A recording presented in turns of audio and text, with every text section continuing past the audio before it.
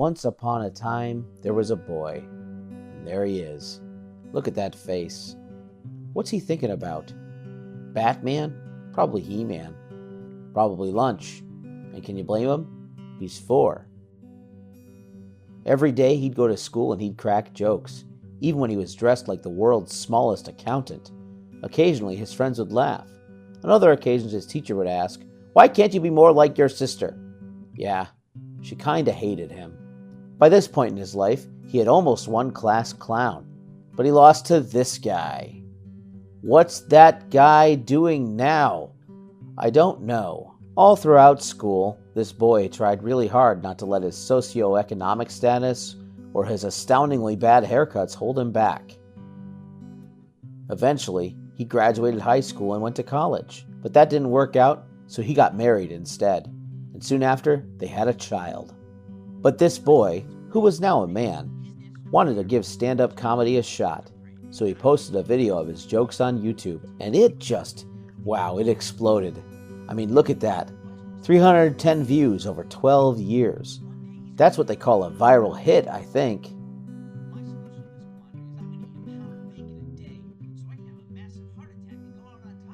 Eventually, he did return to college, changing his major multiple times, but earning more than enough credits to graduate. He and his wife, well, they had 3 more kids. But can a class clown runner-up earn his degree before he turns 50? Yes. Yes, he can.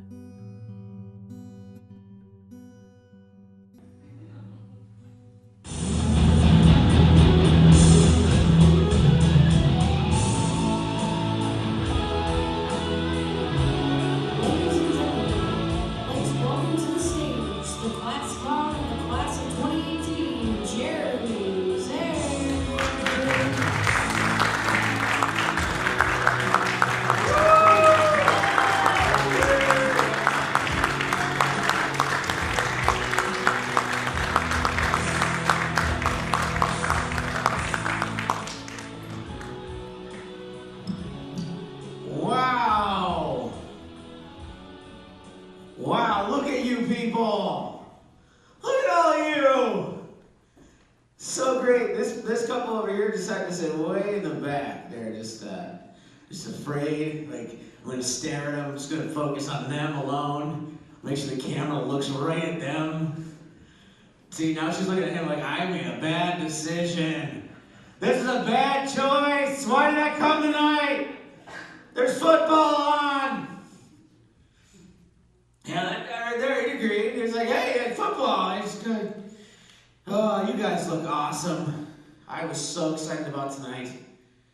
I picked out my favorite shirt, which actually my wife picked out for me. My wife picks out all my clothes, you know?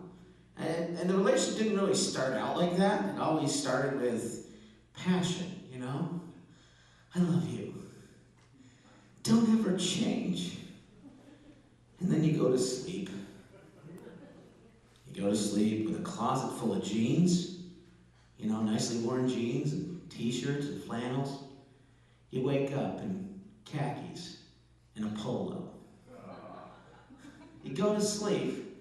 You've got the wardrobe of a bass player in a Pearl Jam cover band. And you wake up like a mannequin at Kohl's. You ever notice mannequins are not that realistic? You know, they're often headless, they're genderless, never fat, ever. There's no mannequins where I shop. I can't shop at Kohl's anymore. I can't buy off the rack, which is apparently a thing. Never knew that was a term until I got married. I have to shop at the big and tall section at Burlington Coat Factory. You ever been there? Yeah, at big and tall, yeah. You know, but unfortunately when you get to my size, the choices are limited. Yeah, usually I get back there and there's a couple of shirts and one of them looks like an affliction shirt. Met another affliction shirt and had a baby that was a button down. I can't wear that to work. I can wear it to the biker gang formal, but shirt's always really nice. The colors are nice and bright, but then you turn it around, there's a Fat Albert sticker on the back. Yeah, great. I know that my dietary choices have limited my clothing choices. I'm fully aware of that. But do I need an icon of obesity advertising that fact? Hey, hey, hey! It's 5XL! Yeah, can't work. I love to people watch. You guys people watch? You know, forget baseball being America's favorite pastime. America's favorite pastime is quietly judging others from a distance. It's so true. We do that online. We sit there on our phones, we scroll through Instagram, we're judging people. I like to be old school. I judge people in the same room. Like the other day I was at the mall, and I saw a guy. You know, look, disclaimer, I have no problem with tattoos, okay? If I had a tattoo, which I don't, I would get an exact tattoo replica of my chest, on my chest, offset by 1/4 inch. So when I take my shirt off, people think they need glasses, because the vision problems distract from their need to vomit. So that's how it is. But anyway, I saw a guy with a really bad tattoo, okay? I mean, it started off on his shoulder, and then it was like all tribal, and it crept up his neck, and it looked like an affliction shirt had met another affliction shirt, and had a baby on his face. And this guy, he looked really angry, like he was looking for a fight, you know, and there's no fight I'm winning, except a fight against hunger, okay? You know, and I was judging this guy, and I realized, you know, I have no room to judge. It's not fair. We all make bad choices, because I was up the night before at 1 a.m. eating a fluffernutter sandwich. You know, my choices require diet changes, you know? His choices require lasers if they want to change. His choices are cooler than mine, man! So anyway, I digress. Went on vacation with my family over the summer. Went to the water park, you know? I was at the water park, I see a young lady. She's in a black swimsuit. It's a one-piece. I know it's a one-piece because I'm married. Okay? It's a black one-piece costume, yeah, okay. Black one-piece swimsuit. And it's got a goat's head pentagram on her, on the front of her. Okay, now I didn't stare, but I know it was a pentagram, okay? And I was thinking, you know, I don't want anybody to go to hell, okay? But if this girl really buys into what's on her shirt, when she gets to hell, she's going to be wildly disappointed.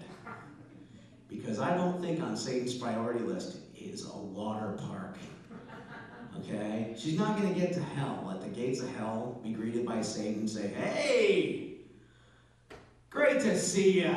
I've been looking forward to this. You know, get down there on the hallway there, on the left. You know, there's going to be the torment and the weeping and the gnashing of teeth, all that stuff you read about. To the right, there's the water park. And if you go, here's a coupon for a free fried dough. Yeah, I love fried dough, man. Give it up. Yeah, fried dough, you know? If I could figure out how to make fried dough at home, I'd be in trouble. Because let me tell you, I'd find a way to put fluff on that in a heartbeat. Okay? You know, here's the thing about marshmallow fluff. If you have it in your house, you should not have it if you don't have children voluntarily living with you under the age of 15. It's part of the social contract here in the United States, right up there between don't take candy from strangers and never break wind in a crowded elevator. It's right there in the middle. Don't own fluff unless you have children voluntarily living with you under the age of 15, okay? I guess I should talk about why we're here, right? You know, after 23 years, I'm graduating from college. 23 years to get my bachelor's. You know, I started college in 1995. There are children who were born in 1995 that are now getting their master's degrees. I guess you could say I'm a late bloomer, or better late than never. I actually don't like that term, better late than never. You can't really try that in the real world, Show up to work 30 minutes late. Jensen! You're 30 minutes late. It's the 4th time this week. Well, sir, better late than never. Yeah, that would never, ever work in real life. But I did get my associate's degree. In 2008, I got my degree in graphic arts and printing, because printing in 2008 was a rising technology, am I right? Johann Gutenberg and Mark Zuckerberg were right up there on the cover of People magazine. Those two guys were rising in the technological world, right? But I went to a community college to get this degree. And, I don't have any problem with community college. I think it's great. If you don't know what you want to do, right out of high school, it's great to go to community college. I went to this community college, and to inspire the students, they had a wall of fame. It was all alumni, right? It was 8 by 10, beautiful framed photos of these folks. And they were like captains of industry, doctors, lawyers, all these really, really successful people, all 8 by 10 black and white, except for one. One of them was poster-sized and in color. Who was that famous alumni? Did they solve a mystery when it came to a disease? Oh no. It was Lou Graham, the lead singer of Foreigner. The most important alumni of this community college is a man who doesn't know what love is. The most important man who ever graduated from this college was someone who did not know it was not scientifically possible, if you're a hot-blooded man, to have a successful relationship with a woman who was cold as ice. Okay? It was wonderful. Like most Americans, I paid for college using student loans. Anybody else use student loans? Yeah. Who else is paying student loans back? Yeah, see, I feel your pain, I actually had a revelation last week. I owe more on my student loans than I do on my house. I could give them my house and still owe them money. Worst game of Monopoly ever. They own Boardwalk, Park Place, all the railroads, and I'm sitting there with Baltic Avenue. I pass go, I give them $200. That's how it is. I complained about my student loans so much that I had coworkers who thought my wife's name was Sally Mae. Yeah, these poor kids, I told you about it. Sally Mae, let me educate you guys, okay? Sally Mae is the world's largest student loan servicing organization. They're bad people. They have more complaints about them about fraudulent and deceptive practices than any company that I've ever seen, and you'd think they'd go out of business. Oh no. They just changed their name, and I still write them a check every month. That's as if the loan shark that broke my legs went into federal witness protection, and I still send him a check every month. It's not fair, but I guess it was my choice. I made a bad decision, right? Recently took my children, my sons, I have 2 sons, 17 and 10 years old, took them to Comic-Con. Yeah, Comic-Con, yeah. I treat that as an educational trip because I homeschool them. It's an education in what not to do or what happens when you make bad choices. Because at Comic-Con is the only place you can see a man who's at least 30 years old in a Dragon Ball Z costume on the phone saying, "Mom, don't worry, the Uber driver's not going to rob me." Make an appointment at Comic-Con to ask every guy in a Superman costume what it's like to fly. They never give me the answer I want. I always want them to complain about the food or the leg room. They never do that. Because all I want to do is point out my Batman costume and say, "Hey, you should try flying in private. Yeah, they never. I always trip, or I always challenge everybody in a Flash costume to a foot race, because I know I'd win, because I trip those nerds. I can say that because I'm one of those people. But that's Comic-Con. It's always a fun little adventure. Adventure to Comic-Con. I have 2 other kids. I have 2 daughters, ages 7 and 5. Yeah. My 7-year-old daughter, both of my daughters go to public school. I know, it's weird, okay, but having 2 in public school and 2 in homeschool, that's what we do, okay? And then my 7-year-old's in 2nd grade. And she's doing math now, and it's Common Core. Have you tried this Common Core stuff?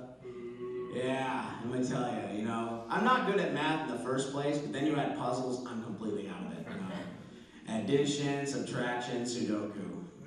Doesn't really work for me, you know.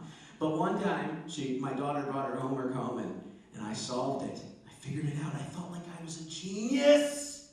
I had cracked the code. But then I realized, I'm 40, and this is 2nd grade math. If I am peaking at 40 when I figure out 2nd grade math, I made some really bad decisions when I was in school, right? Look, I learned about actions and consequences from the most important place I possibly could, at the movies. I love movies. And I'll tell you, this is a story from one of my favorite movies of all time that teaches me about action and consequence. And it comes from the 1987 Sylvester Stallone classic, Over the Top. For the young people in the audience, Sylvester Stallone, he was like our Dwayne "The Rock" Johnson in 1987, okay? He was a huge star, okay? Huge. And in this movie, he plays a guy named Lincoln Hawk. Lincoln Hawk is a truck driver who's climbing the ranks of professional arm wrestling. Yeah. While embroiled in a custody battle. It's next level stuff. It's awesome, it's drama, it's action. It's my favorite movie of all time, but you know what? I don't even watch it for Sylvester Stallone anymore. No. I watch it for the ancillary characters, the background characters, you know, because they fascinate me. And I'm going to tell you about my favorite character in the movie. He's played by a guy named Bruce Wayne. Do you know who Bruce Wayne is? No, you don't. He only has one movie to his credit. The 1987 Sylvester Stallone classic, Over the Top, okay? Bruce Wayne. He plays a character by the name of John Grizzly. And if you're wondering, John Grizzly is an arm wrestler. Because of the name like John Grizzly, you can't do anything but be a professional arm wrestler, am I right? You're not going to go see John Grizzly's CPA. A CPA is an accountant. They do taxes and stuff. It's really brainy adult stuff. You don't have to worry about it. But anyway, that's not John Grizzly. He's a professional arm wrestler. Am I right? Okay. You with me? You with me? Good. All right. Now, John Grizzly, he fascinates me because he makes a lot of weird choices. Okay? Because in the first scene you see him, he's drinking a quart of motor oil. Motor oil. In case you don't know, that's not meant for human consumption. It's motor oil, and he's drinking it up like I would a milkshake. You know? So I have questions. What's going on with John Grizzly? The next scene, John Grizzly's giving an interview. Yeah, because as a professional arm wrestler, just like a professional wrestler, you gotta be able to give a good interview. And John Grizzly's sitting there, and he stares at the camera and he says, "When I'm at that table, I don't care who you are. I hate you. You're my mortal enemy." It's pretty intense, isn't it? Yeah, because in the next scene, he proves it. He's sitting across the table from none other than Sylvester Stallone. And Stallone, at that point, he's in his most roided up stage. I mean, he is jacked. Jacked means swole in 80s speak. I don't know if he's jacked, and to intimidate him, John Grizzly stares him down, and what's he do? He eats an entire lit cigar.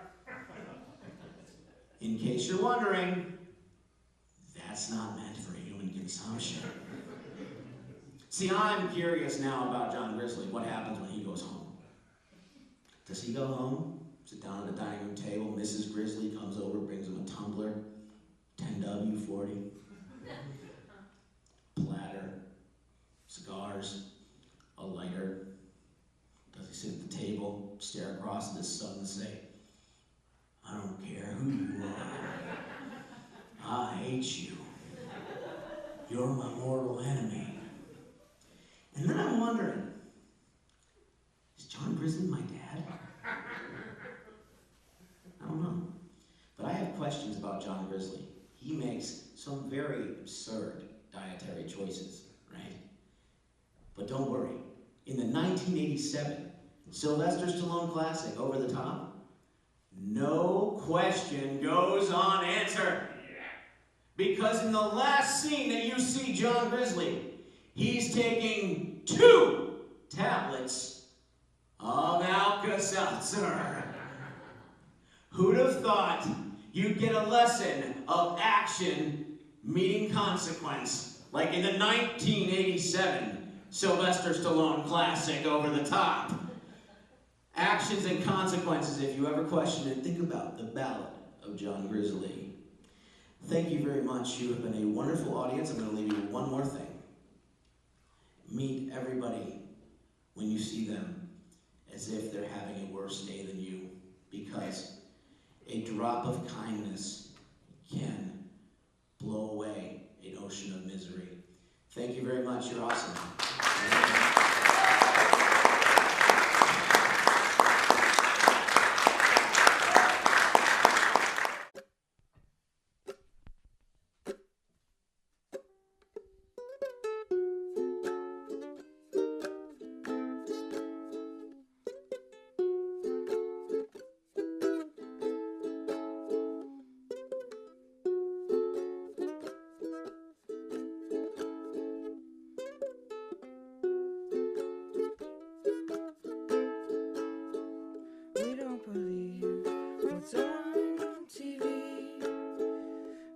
It's what we want to see, and what we want, we know we can't believe. We have all learned to kill our dreams. I need to know that when I fail, you'll still be here. 'Cause if you stick around, I'll sing you pretty sounds, and you'll make money selling your. But I don't care what's in your hair, I just wanna know what's on your mind. I used to say I wanna die before I know God, so if you might think twice.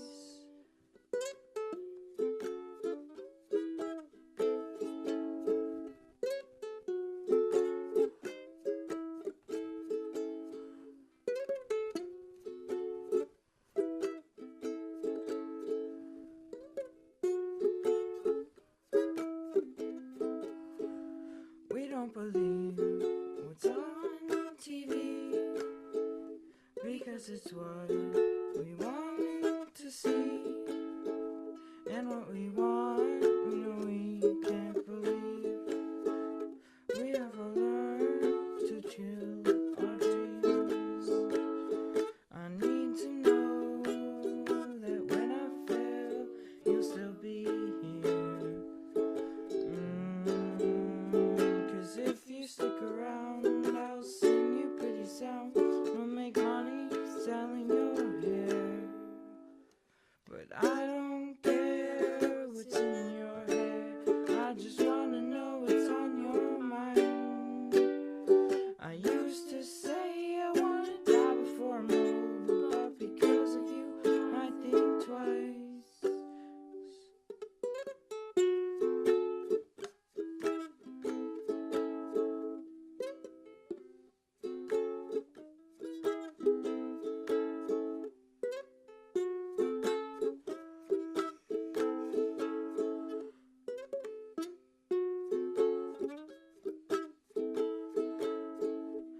if my dream does not happen? Would I just change what I've told my friends? Don't wanna know who I would be when I wake up from a dream or sleep. I need to know that when I fail, you'll still be here.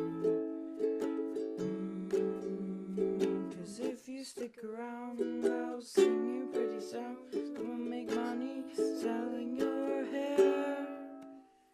But I don't care what's in your hair. I just wanna know what's on your mind. I used to say I wanna die before more, but because of you I might think twice.